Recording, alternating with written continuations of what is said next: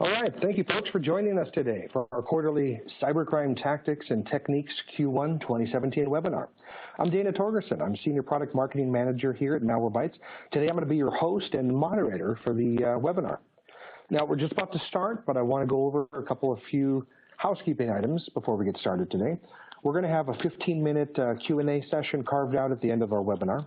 So if you'd like to ask a question to myself or to our guest speaker today, please type in your question in the Q&A box, and then you can click send or OK. We're going to answer all the questions at the end of this webinar. And we are recording this, in case you were wondering, so we'll be able to send out the recording after the webinar is over. So with that, let's get started. I want to introduce you folks to Adam Kujawa, Director of Malwarebytes Labs. Adam has been fighting on the front lines and behind the scenes for over 12 years now. You may have recently seen him actually on CNN and Wired just last week regarding Friday's ransomware attack. He's also had articles published in SC Magazine, TechCrunch, and other notable tech publications, as well as being frequently quoted on matters of computer security by a variety of news organizations. So Adam, welcome to you today. And I'll let you take it away for the folks on the line. Thanks a lot, Dana. I really appreciate the introduction. Hey, everybody. Adam Kujawa, Director of Malware Intelligence at Malwarebytes Labs here at Malwarebytes. And so we're today going to be talking about a report that's very close to my heart, the Cybercrime Tactics and Techniques Q1 2017 report. Now, if you haven't had a chance to read this report, we're going to point you to where you can get it at this presentation, but to begin with, I wanted to cover some of the key takeaways in the executive summary from this report. Now, not everything on this list we're going to be talking about in detail, but nonetheless, it's good introduction into what you'll see in the report. So first of all, ransomware dominates as the king of all ransomware. And if you've been following the news much or been following previous reports, you'll know that this is not a huge change from the end of last year. But without any other competitors, Cerber is pretty much the king and taking over entirely. Next, Locky ransomware had dropped off the map, which was the case while we were writing the report, and also we'll talk about in a little bit. That changed basically as soon as we published the report, and Locky kind of came back. One thing to note, Mac malware did surge in the last quarter, including new Mac ransomware. Android malware is also increasing, including the G-Suite mobile ransomware. Rig exploit kit continues to be on top, although exploit kits in general are not being favored as the primary distribution mechanism anymore for most malware, as we see a lot more malspam and phishing attacks. We're going to talk a bit about malspam and the campaigns that they're using, and the fact that they started utilizing password-protected zip files. And then finally, one of the things we're not going to talk about here, but would be a really interesting read, is that tech support scammers that we've observed have actually started scamming each other, running out of victims from poor users. They started to go after each other just to make that profit. So let's just go ahead and get into it, talking about Windows malware. So, like I said before, Cerber dominates as king ransomware.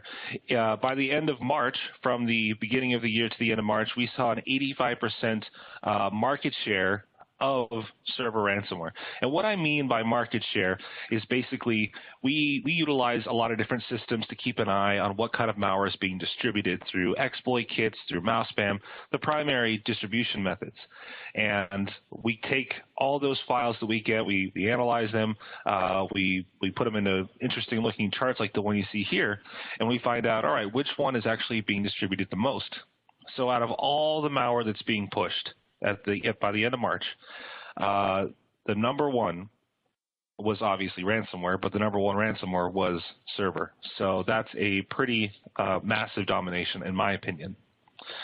The reasons for this, and we'll go down into a second, are from the fact that it uses a ransomware as a service model, and that there's been a lot of developments in the capabilities of this ransomware. But to touch on Locky really quick.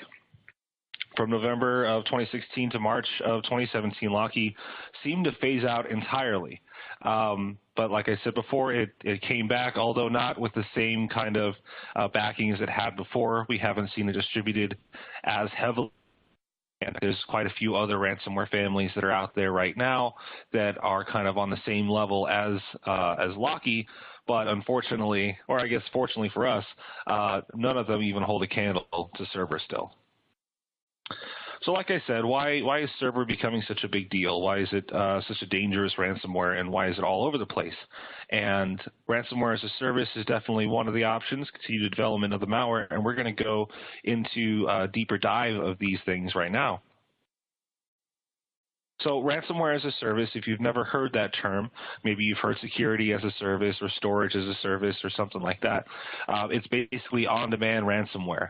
The creators of Cerber are able to modify each and basically set up a unique kind of a variant of itself for whatever customer or affiliate or client they're going to be using. I'm going to call them affiliates here, because basically what happens is once this custom-made server is given to the affiliates go out and they distribute it any way they want to. And as soon as an infection happens and a ransom is paid, the affiliates get most of the ransom, but the creators of Cerber also get a cut of the ransom.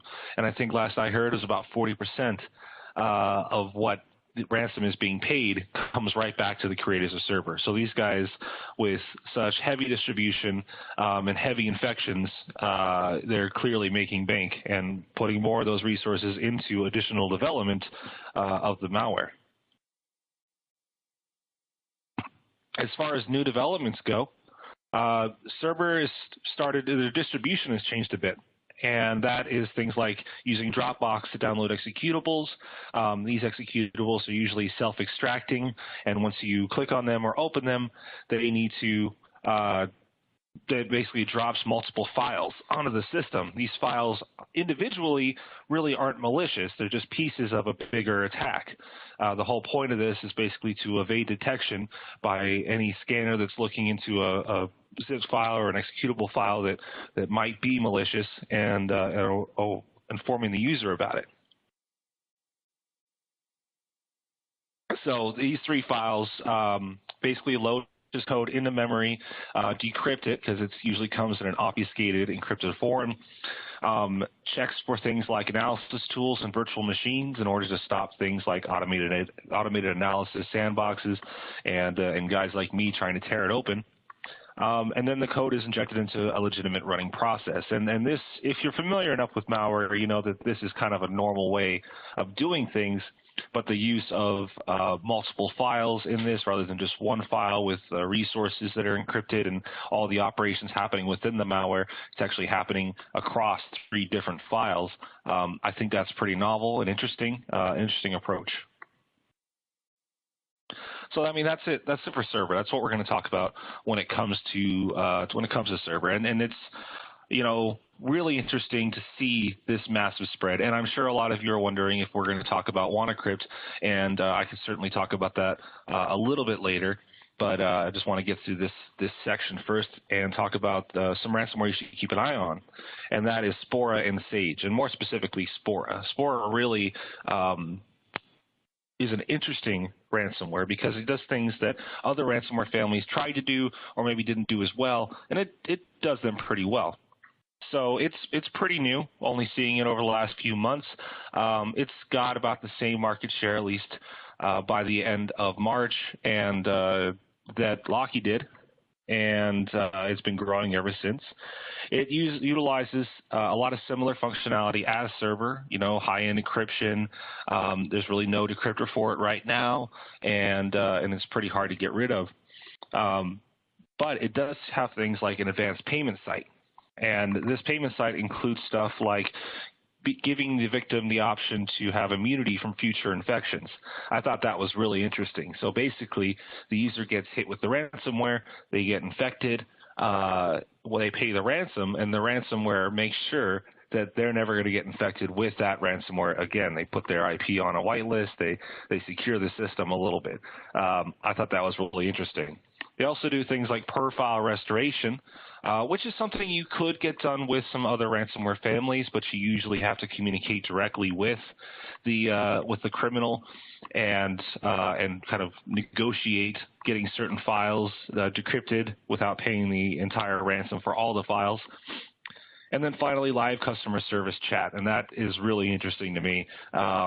They have an actual chat window on their pavement side saying, "Hey, let us know if you have any questions," and they communicate with victims. It's really strange. But I mean, if there's any better, in my opinion, any better proof and explanation of how the cybercrime world has gone from just being a bunch of, greasy basement dwellers just trying to figure things out and causing some havoc to full-on criminal organizations to full-on basically businesses at this point. You've got your developers, you've got your distribution mechanisms, you've got your customer support groups. So it's really fascinating to see the growth and development of this, and it should also be pretty scary because, as you can imagine, the guys in their basements didn't have as many resources as the bad guys do these days, and that means that these attacks can be bigger, more dangerous, and more threatening to our way of life. So now I wanted to talk about delivery methods. How does the malware get on the systems, and what we've seen from that. So when talking about exploit kits, like I said before, RIG is still the top exploit kit. At least it was by the end of this report. And it started using some things that I found really interesting, which was basically the use of social engineering in addition to the exploit side. So with us here at Malwarebytes, and especially in the malware intelligence team, when we think about social engineering being used in a distribution attack, our minds go directly to phishing and mouth spam, right? So you'll expect to see an email that says, "Hey, I'm from your bank. You need to open this document. Hey, I'm from FedEx. You've got a receipt here." Things like that. We expect to see that kind of social engineering in mouth spam, and we don't expect to see it so much with the exploit kit side. We usually see a code hidden inside of a site or on an ad or something like that. It is then redirects the user to the actual landing page for the exploit kit, where the system is basically checked for any sort of vulnerable applications and then exploited to drop the malicious code on the system and execute it. So with this new campaign, EI test is actually what it's called, the campaign. It's not super new, but this thing they're doing is pretty new. It's using this Hofler text font scam. So you get a redirection, it automatically happens, and suddenly you're on a page that says, "Hey, you need to download this font in order to view this file," or you have to download the font in order to view whatever you're supposed to be viewing. And the way they have it set up is honestly pretty convincing. So you download the file, installs font, I'll be able to see whatever it is I need to see. It executes. Oh no, it's Spore ransomware. So that was a really interesting tactic they used. You can definitely find out more about this attack on our blog, where the great Jerome Segura has written about it in depth. So as far as the top exploited vulnerabilities of Q1 2017, you could take a look here. Most of these, especially the ones for Internet Explorer, you see as far back as 2013 some of these exploits, some of these vulnerabilities that are being exploited. And I find that to be a really interesting trend that maybe a lot of people don't realize. Most of the exploits used by exploit kits in distributing malware are not zero-day, super dangerous, no one has had time to patch kind of things. These are stuff that people have had years to patch in some cases, but they just haven't gotten around to it. They haven't updated their systems. And this is why it's so very, very important to make sure you update your system, update all of your internet-facing applications or all of your applications to make sure that exploits that have been fixed years ago aren't going to be used against you to get you to install ransomware or something. Excuse me. So as far as malicious spam goes, I talked about them utilizing compressed files. We've seen plenty of that. We've seen password-protected files. So the actual email itself, the scam email, will have a password in it, and you have to plug that password into the zip in order to get it to unzip, or the compressed file to get it to unzip. And this is mainly due to a tactic that evades automatic sandboxes, right? Or honeypots that collect malicious spam, things like that. So what you'll normally do, at least what has happened in the past, is that an email would come in, your system would automatically be able to extract the executable, would unzip it, would grab the malicious binary on the inside. But now you need to input this password. The password needs to be obtained from the email. I mean, it's a little bit more functionality that needs to be built into the sandboxes, but not that much. It nonetheless is a really interesting trick to evade security researchers finding and stopping your attack. So some of the compressed payloads that have been used are .zip, .rar, .gz, .7zip. We've seen ISOs. It's really interesting, just the wide array of different kinds of compressed file formats that they've used in these attacks. And as far as, like I said before, we talked about social engineering being used in mouse spam. You see it these days coming from fax notifications, scanned images saying, hey, here's this image, take a look, resumes, traffic tickets, you name it. I mean, anything that'll make people open stuff. It kind of reminds me of a few years ago, we dealt with this Skype malware. Basically, the malware would infect the system, would hijack the instance of Skype the user was running, and would send messages out to other the friends of the user, basically. And these messages would just be, is this you, ?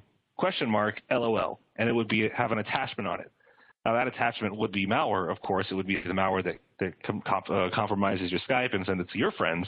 But that's just such a perfect example, in my opinion, and just so beautifully crafted to just be that one line, just a few words.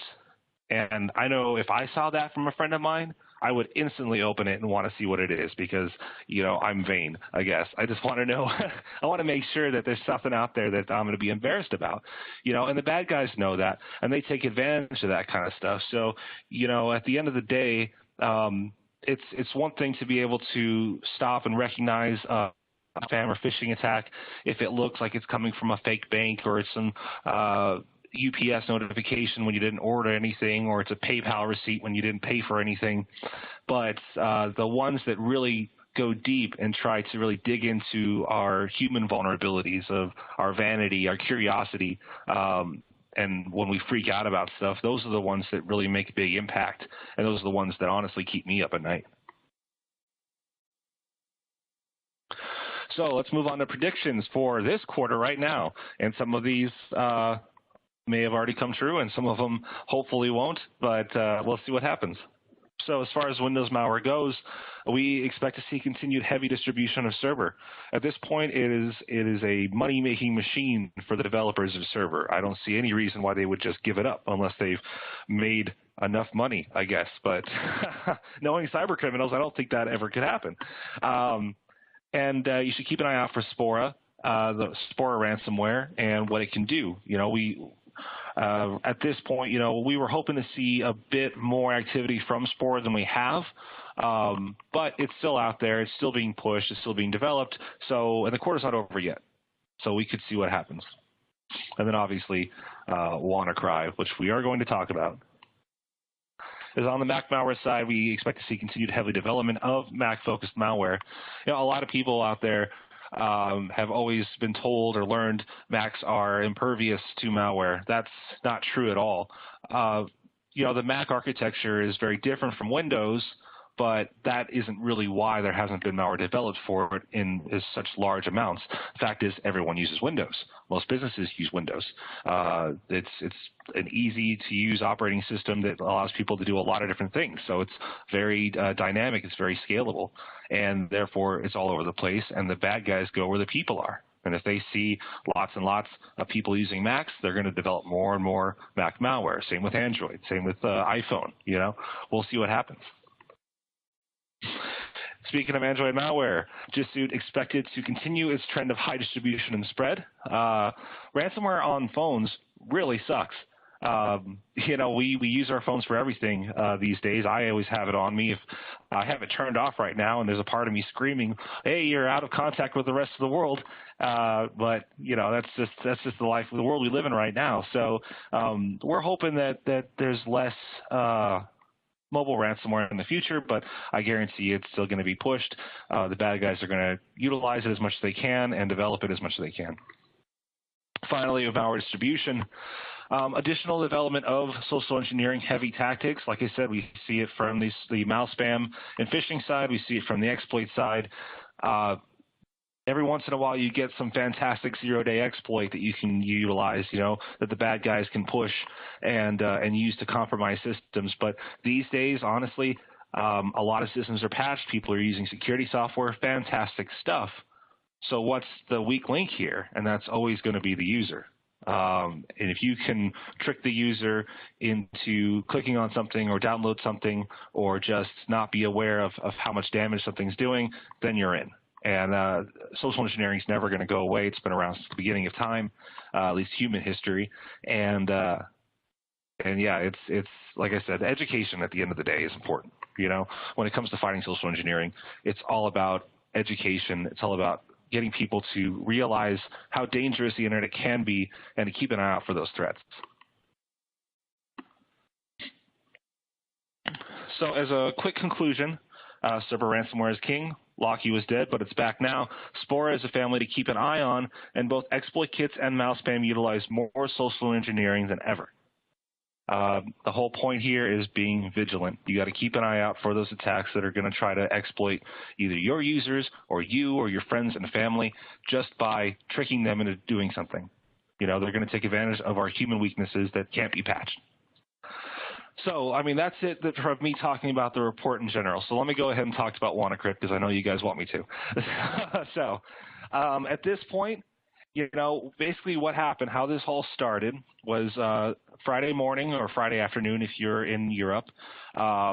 Basically, a ransomware attack started happening that spread all over the place, and everyone was freaking out about it because, first of all, they didn't know where it was coming from, and it was spreading at a rate faster than anything we've ever seen. And I think at this point, a lot of people are saying that it's the worst ransomware infection of history, and that's, in my opinion, pretty true. The malware itself is what we are calling a ransom worm, and it's basically the ransomware functionality wrapped with worm functionality, so like a worm wrapper.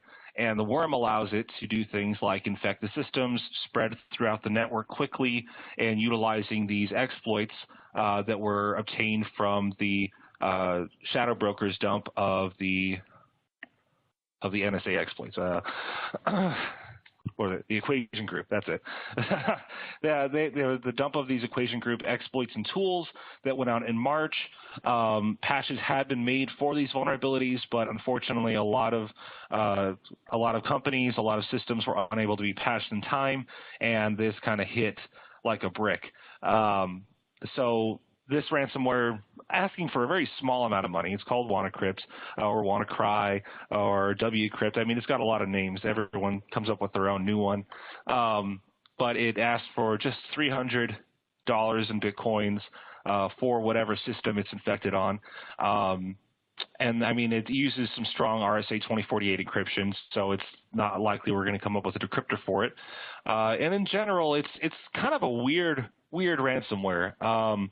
It's got the worm functionality of it actually has a kill switch that it checks for, and what that is a particular URL. If that URL responds after a beacon is sent from the actual worm, then the worm says, "Okay, I'm not doing anything." And so all it took was one researcher, malware tech blog, a UK guy that runs a really awesome website. To track botnets and things, and he started tracking the WCrypt infection, and in doing so, he registered the actual domain that he found it leaking out to, and when that happened, it stopped.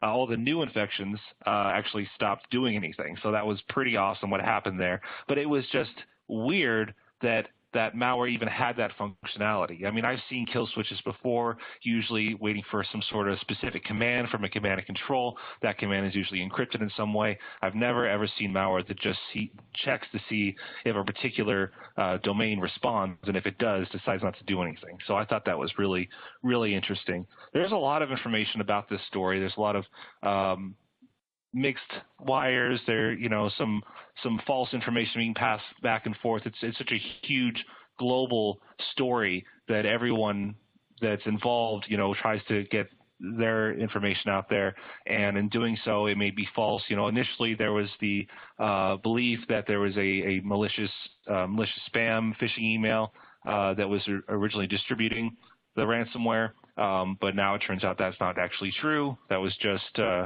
that was something else, actually.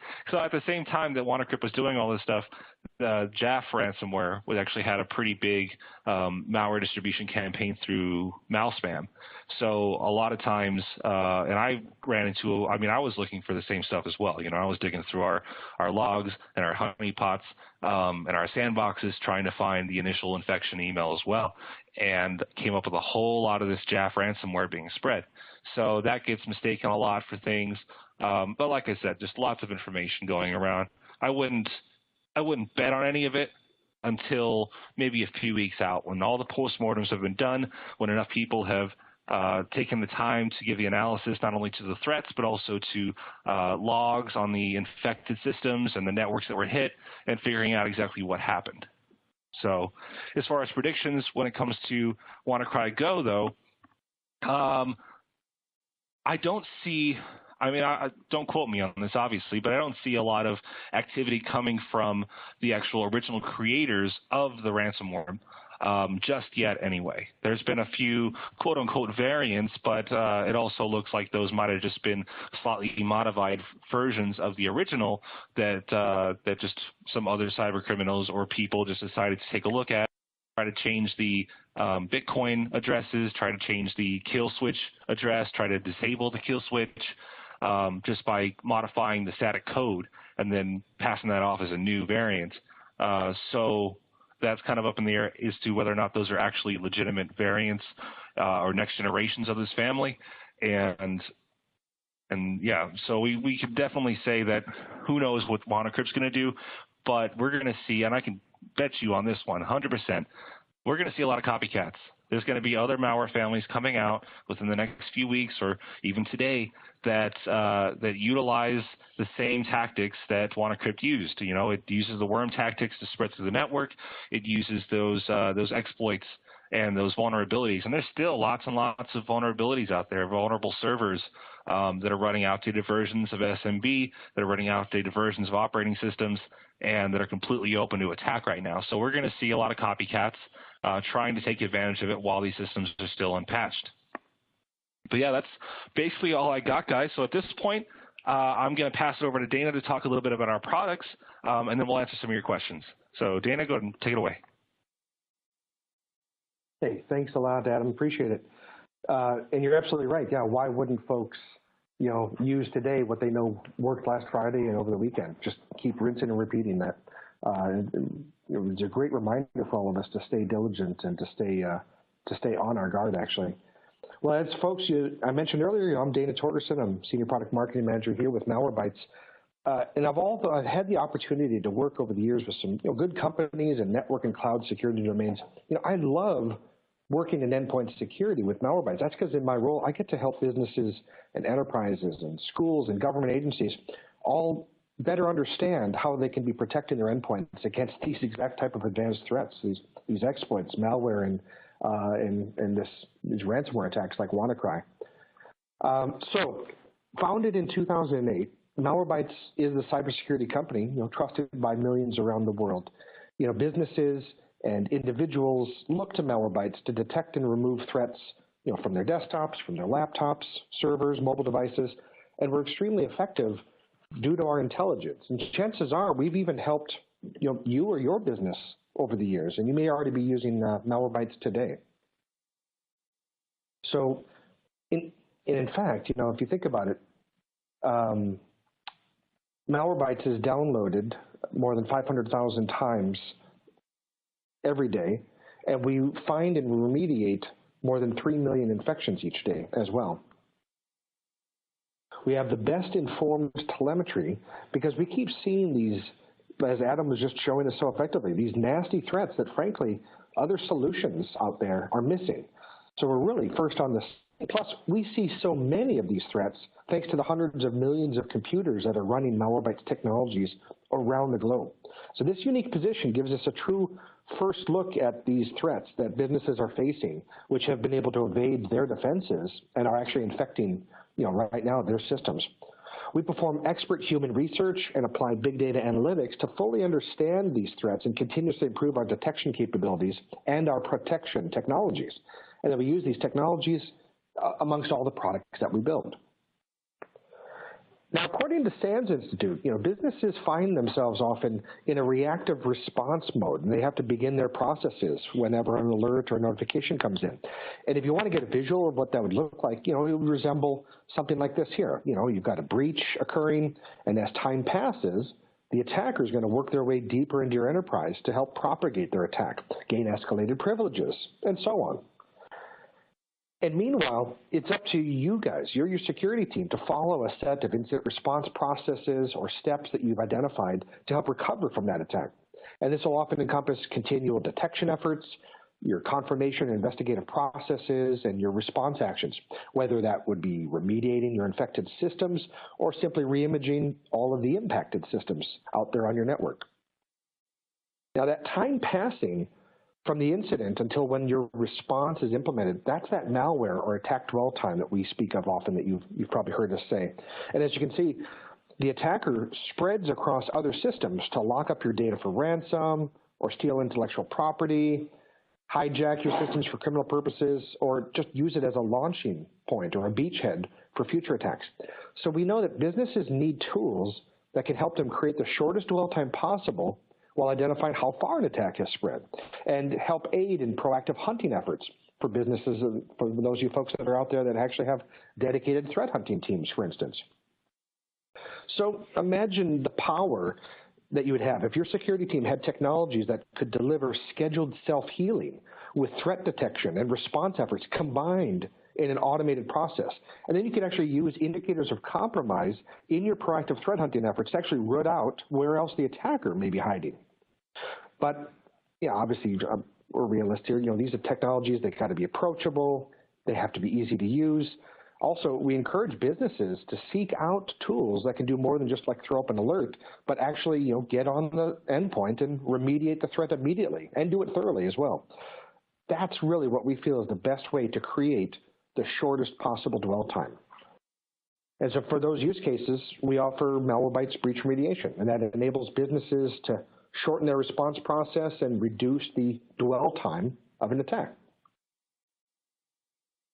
Now, if you look at it also from another perspective of trying to just stop the attack in the first place, you've got this this lengthy attack chain of actions that an attacker or group have to generally go through, and this is laid out like this in a pre-execution portion and a post-execution portion of an attack chain, where they have to go from profiling, which would be like enumerating or reconning your endpoint and trying to identify your OS, your browser type, your IP address, or whatever security that you might have installed.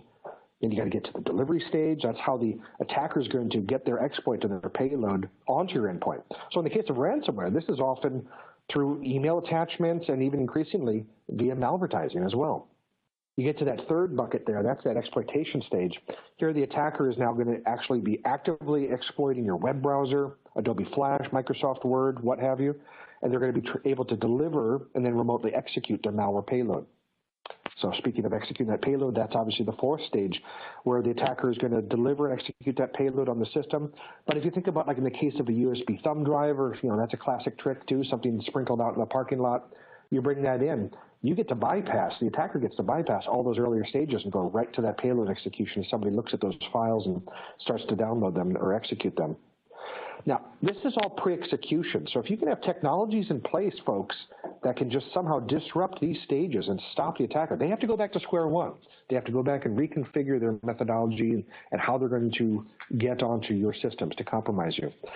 But if they are successful, now you're in the post-execution phase. That's malicious behavior, and that's where you've got, well, gosh, it could be any or all actions that attacker is trying to take. So it would be, if it's stealing data, propagating an attack further because there's some other end game that they're going after, or encrypting files, like in the case of ransomware.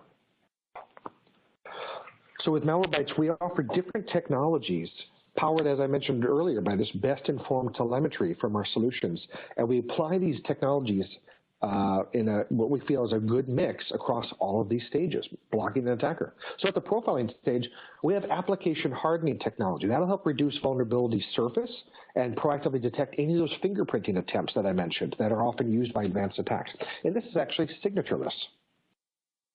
Then at that delivery stage, we have web protection, and that'll prevent access to any malicious websites or ad networks, scammer networks, or just to put it bluntly, just bad neighborhoods that, your users, your employees definitely don't need to be hanging out near. Exploitation stage, we've got exploitation mitigation technologies. That'll proactively detect and block any attempts to abuse vulnerabilities or remotely execute code that's running on your machine. We also have application behavior protection, preventing apps from infecting the machine. Behavior like, Microsoft Windows, Microsoft Office Word, for instance. If Microsoft Office starts, cracking open a command prompt and starts executing shellcode, that's pretty much bad behavior. So we can call it that and just stop that right in its tracks. And we do that across dozens of other applications as well, plus the ability to customize to your own apps. Now, at that fourth stage, payload execution stage, we've got payload analysis with both heuristic and behavioral-based rules identifying and matching entire families of known and relevant malware. And also machine learning technology, which is actually anomaly detection, which is proactively identifying viruses and malware based on the fact that they are unknown files, also a signatureless technology. And if somehow an attacker was so cunning, so successful, and we can see how innovative they're getting too, based on last week's attacks, right, folks? If they were to get through, you now find yourself in this post-execution stage of an attack chain. Here you've got multiple layers actually working for you, for Malwarebytes customers. You've got ransomware mitigation. That's our anti-ransomware technology, which is actively and continually looking for the ransomware-based behaviors, monitoring for it. So it detects and blocks ransomware based on stopping those bad activities. We also have callback protection. Utilizing that web protection capability, we're able to prevent any access back to command and control servers or other malicious websites. And then finally, the ability to actually have what is considered the gold standard in remediation, our incident response engine, to be able to quickly and thoroughly remove infections and all artifacts with our linking engine technology, which makes sure that it's looking for any other associated artifacts, not just the actual active payload. So that uses math technologies as well. And we encompass these technologies and deliver it in a single solution. We call that endpoint security. So this is pretty much the end of our content. We want to open up the Q&A section here now with Adam, and we'll start going through the different questions. If you folks got to go, I understand that, but you can always learn more at malwarebytes.com. Check out our blog, especially the recent news that Adam's team has been blogging about WannaCry or WannaCryptor at blog.malwarebytes.com. You can request a trial of our solutions. Go to malwarebytes.com/business/licensing and kick the tires if you're not already a customer using Malwarebytes. So with that, we'll take a look at some of the questions coming in here. Okay, let me get it started here. Okay, this one would be for Adam.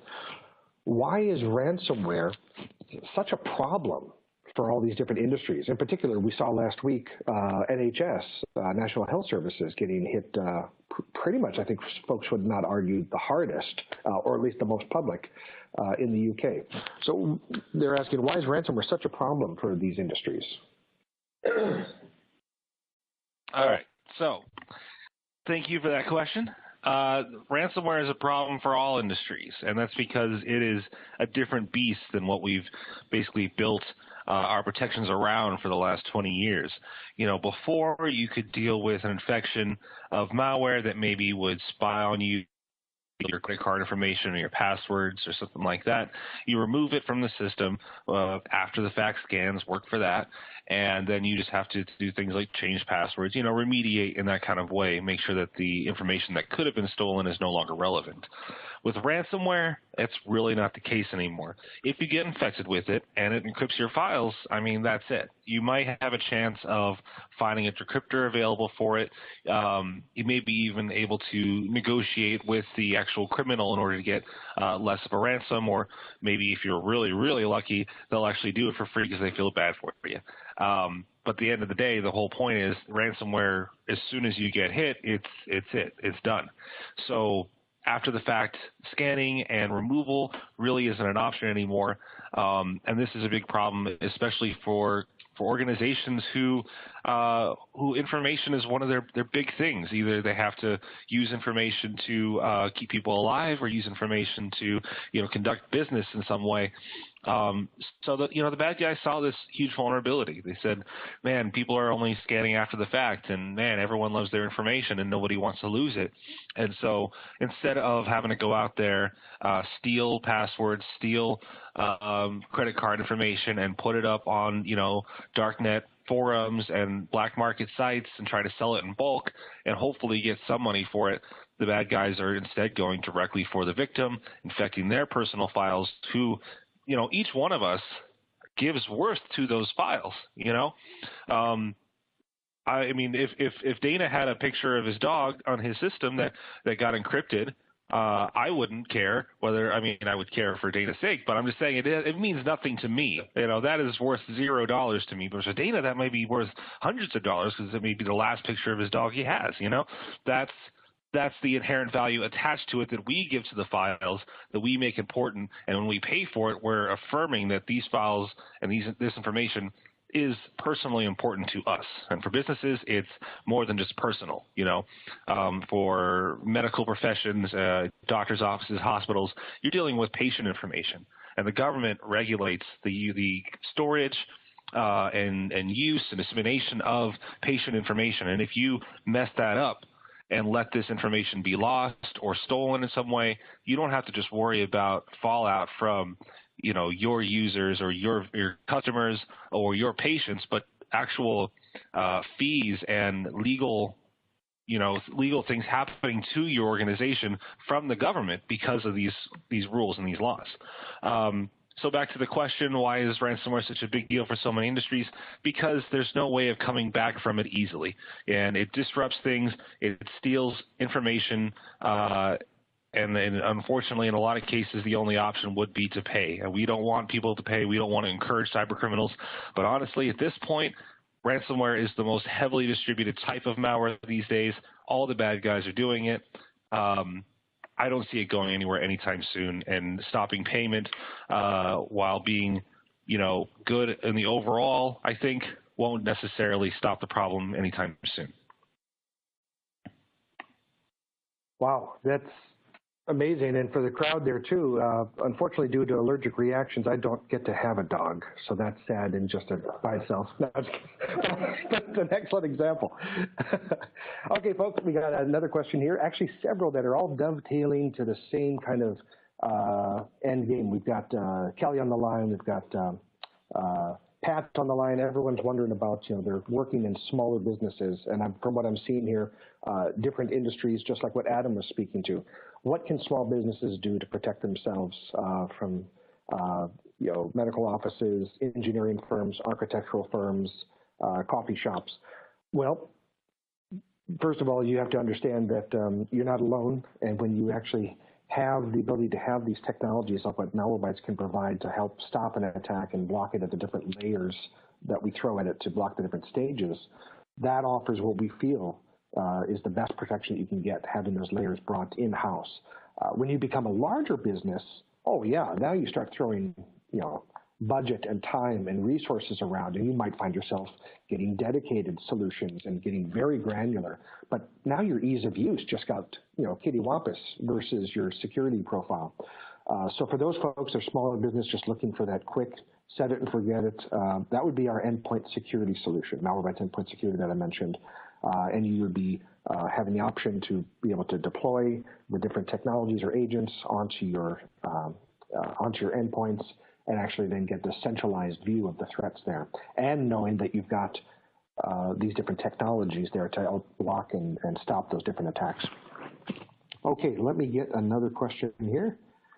Let's see. Jacob's asking a good question. When ransomware gets introduced in a domain, will it stick to one computer or would it spread throughout? And I think we just kind of saw that. I'll leave that for Adam, but we started to see that just last week, that it can absolutely spread around. So, Adam? All right, thanks, Dana. Yeah, so it depends on the ransomware family. Honestly, we've seen ransomware families that just stick to the one system and they're happy, and we've seen other ransomware families like what we saw with WannaCrypt, mainly that one as far as being able to spread via exploits and worm technology. But most of the time, ransomware will reach out to any other connected devices, storage devices that you have on the system, and that means things like flash drives, external hard drives, mapped things, map drives and things like that, just reaching out to those storage areas where there are files, encrypting those files as well if they have read-write, especially write privileges on that particular server. I know one of the questions was about whether or not ransomware will deal with UNC path, and like I said, if it has, read-write capabilities for that path, then it's likely that could happen. Those files could get encrypted.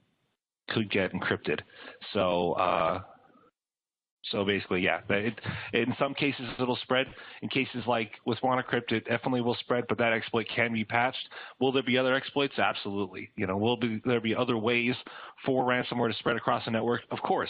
I mean, just off the top of my head, I could say ransomware infects System A. System A, the ransomware then checks all the contacts of System A, let's say, on the local network, and then sends out an email posing as the user of System A to the other contacts to download additional files, to open a PDF because it's an important document that they have to share, and suddenly you've got the whole network infected. You didn't need an exploit.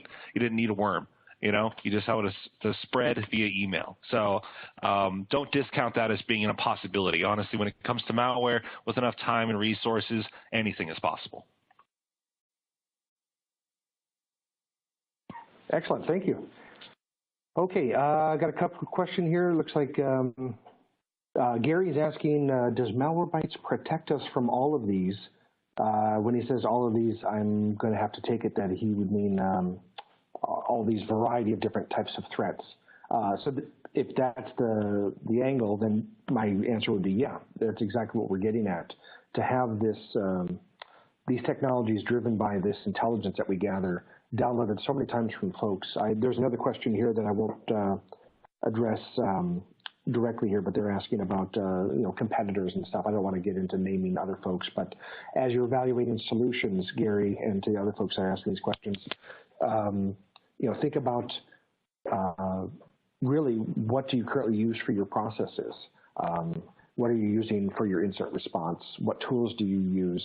Who have you trusted and who do you go to? We see through our telemetry an awful lot of downloads, an awful lot of usage across individuals and businesses, both with our paid products and with all of our free offerings we've had over the years going back to 2008. And what happens is that folks are already using and trusting and also sharing it with others. We see that in the review sites too. So they're recommending us. That would be what I think you should look for when you're evaluating different solutions from different folks. Take a look at Gartner Peer Insights if you're a larger business and have maybe access to Gartner research and materials. Maybe check out g2crowd.com, letter G, number 2, crowd, crowd.com, and take a look at the endpoint protection grid that they offer. You'll see that actually Malwarebytes is up here, is actually up as a leader in that right now. So that is one of the things that we would like to talk to.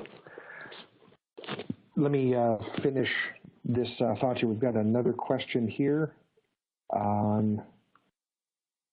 Oh yeah, there's several folks asking if you can actually get a replay of this webcast, and yes, this is being recorded right now, and it'll be actually sent out later.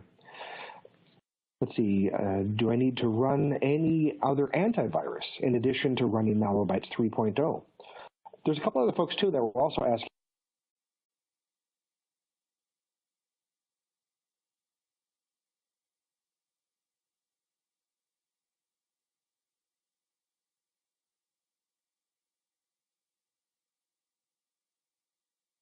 Okay.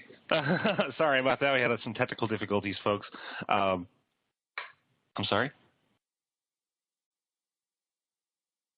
Yeah, so I'll just pick up where Dana left off, answering some questions here. Let's see. Besides being vigilant, what white knight should we watch and to get a heads up about a coming problem? You know, for me, I mean, obviously I trust the expertise and knowledge of my team here at Malwarebytes, of the Malware Intelligence Department, of our research departments, but at the same time, you know, we can't have eyes everywhere, so I usually follow along with multiple blogs from different companies, things like that. So that's what I would recommend. If you could get some kind of SMS feed or kind of a feed in order to just see what other blogs are being posted. There's some really good ones out there. You should just go and do a Google search, top 10 cybercrime blogs to follow. You know, I would recommend those. If you're a Twitter user, there's lots of really great people out there who would be good to follow for Twitter. And of course, just, you know, the Malwarebytes blog, Malwarebytes Labs Twitter profile and everything like that. So I think that would be a really good way to stay in touch with what's going on. At the same time, I mean, you know, there's actually a real problem called security fatigue, and we actually wrote about it on our blog pretty recently, but it's been a problem within the community for a long time, and I noticed that more and more people outside of our community are actually experiencing it too, and it's basically you're getting constantly flooded with all this information about all these threats happening. This company's been breached, that company's been breached, this ransomware you have to worry about, this malware you have to worry about. I know, it's overwhelming. Trust me, I live and eat and breathe this stuff.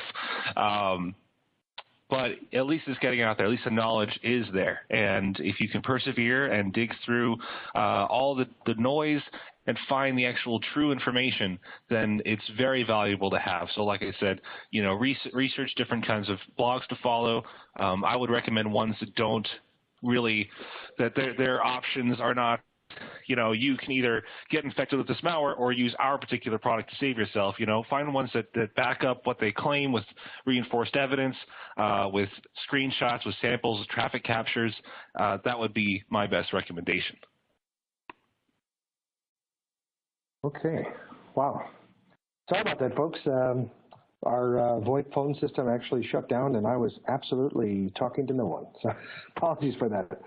Yes, I was right in the middle of a response on AV. I think Victor, Ronald, you guys are hanging in bated breath, wondering what I was going to say. So let me finish that thought for you guys. Yes, so when you have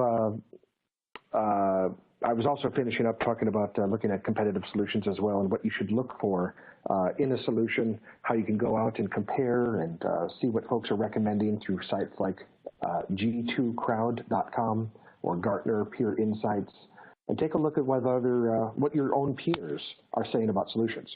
With regards to antivirus, that's interesting because you're not alone. You know, you're just two gentlemen out of a whole list of folks that are asking the same question. So I'm kind of rolling all of you folks up into one here. You know, antivirus solutions have been around for years. They're using signature-based matching solutions. You know, and you end up having these large databases of millions of lines of patterns that you have to look for. But we know that those signatures and that approach just has not evolved to keep up with the threats today. So folks have started, you know, so effectively everybody who has AV, let's be honest, the AV has failed those businesses and those individuals at home. So folks have been looking for other solutions to plug the gaps. Some folks are going out to NGAV vendors out there to try to fill that. But they're really only focusing on a couple of key pieces of the stage. A lot of them are focusing right at stage 4 that I was showing you earlier about that, just that payload execution stage. Well, that's still not it. They've put all their eggs into that basket now. But threats still are getting through, and we're seeing that from last week as well. So would you want to run any other antivirus in addition to running Malwarebytes 3.0? So that's actually, when I see the word 3.0, I know that that's somebody that's running our consumer product. My advice is to actually upgrade to 3.1. That's our latest, greatest. Came out just last week. You can look for that online. But you don't have to run antivirus in addition to 3.0. If you feel like you must and you want to and you want to save some money, why not just use the Microsoft built-in functionality, and you can turn that on if you feel you want to. And there's a couple other questions here too, like do we run alongside other solutions? Absolutely, full compatibility with other solutions. We were actually built from the ground up to do just that. And for those companies that are looking to Malwarebytes, for remediation, and we're considering us the gold standard for cleaning bad stuff off of their systems, that's great. Just imagine taking those same technologies and preventing the issue in the first place across all the different layers of the attack chain. Okay, let's take another one here. I see a finger. I got time for only one last question? Okay, let's get a good one here then.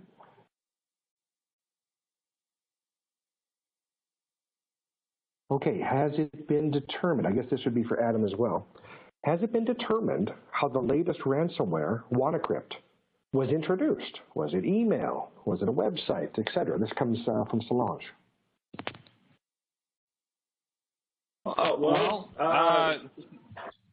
Not exactly. A lot of people are still trying to figure it out. There are theories out there that the initial belief was that it was a phishing attack, but that turned out, like I said before, to not be actually what happened. Because, like I said, JAF Ransomware was having a really big distribution campaign going on at the same time through Malspam. So a lot of their malicious emails that were spreading that ransomware got mistaken for how WannaCrypt was spreading. I personally believe that there's a lot going on with utilizing the exploits that the NSA that was leaked from the NSA on publicly accessible, completely open, unsecured SMB ports. Now, I've had arguments with people about whether or not that's true, and we're researching, investigating, looking at logs of infections, of initial infections of WannaCrypt, and hopefully we'll come up to. If we don't, then the community at large will come up with the actual solution of what happened before the end of the week. So we're working on that right now. It is kind of strange. Just the fact is that this thing was spread through means that we're not used to seeing. So with all the information running around, with all the different crossed wires, it's you're going to hear a lot of things that may or may not be true. But just wait till the dust settles and the truth will come out. But Dana, there was also a question from Kyle. It was the happy face. I would have been happy to answer the happy face question. So, yes, thank you to Kyle. Shout out to him and his firm for staying positive through what was kind of a scary weekend for folks too. And it wasn't just relegated to our friends in Europe there. Okay, a lot of folks are also asking about social engineering and educating folks. What is your tip or trick? Or best practice? People on this line, I'm not saying that they already know you can't fix for stupid, but when you have employees and staff out there who are just willing to be phished and click on anything, you can do some false flag tests, I suppose, run it up the chain, see what washes out. Any quick tips that you've got for folks to help keep their offices from being phished out and socially engineered?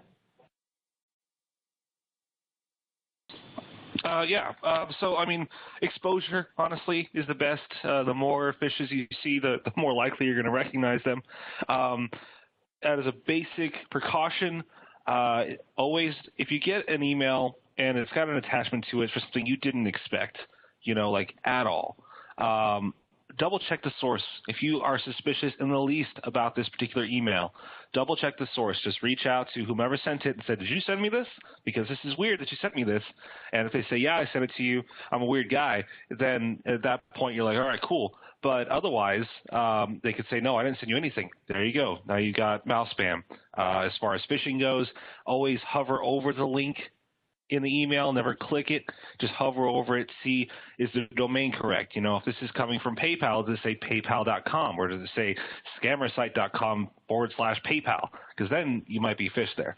And then just in general, honestly, instead of actually clicking on the link in the email to get where you have to go, you can copy and paste it into your browser, or you could just go to your the website itself and log in and do whatever you have to do. So there are also a bunch of other services out there that you could pay for that will come to your company and be able to provide you with some training and stuff. So you might want to look into those as well. But I think that's all the time we got. Yeah, that's a lot to pack in an hour, Adam. I really appreciate your time on this. And folks, you know, although this brings our webinar to a close, and you'll be able to hear this in playback too out on our website later, you can still learn more and go back to our blog site at blog.malwarebytes.com. Read the latest. Adam and his team are going to, you know, this wasn't just a one-shot deal. They're going to stay on this particular threat with WannaCry, as well as all the other threats. And we look forward to next quarter, we're going to have the Q2 version of this webinar on these cybercrime tactics and techniques. So with that, thank you again for joining today's webinar, and keep an eye out for the replay in your inbox. Have a great day, folks. Thank you.